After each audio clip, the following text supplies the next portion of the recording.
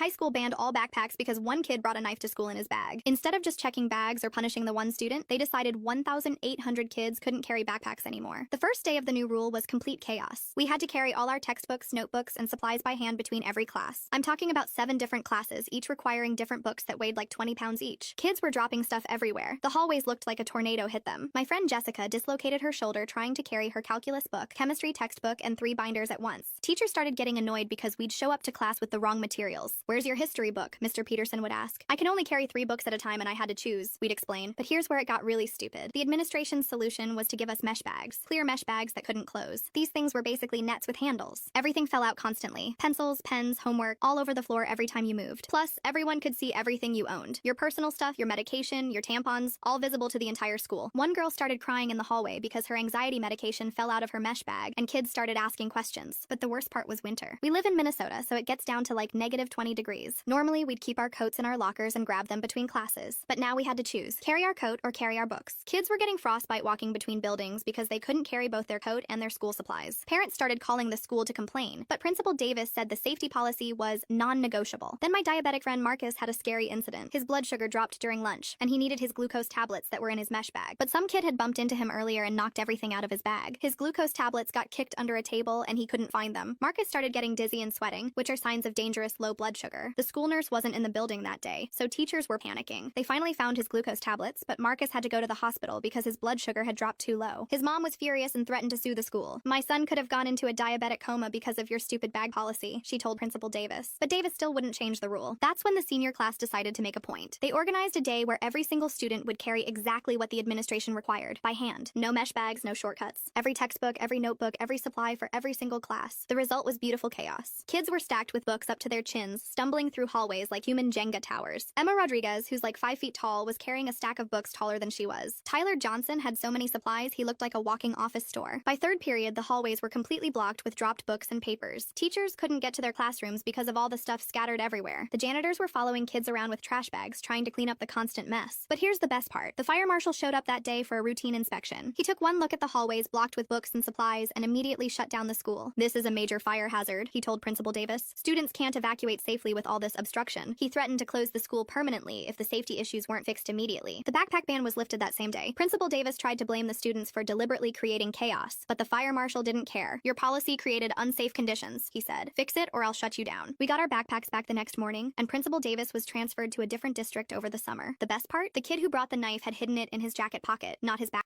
Click the link in my profile to watch the exciting follow-up.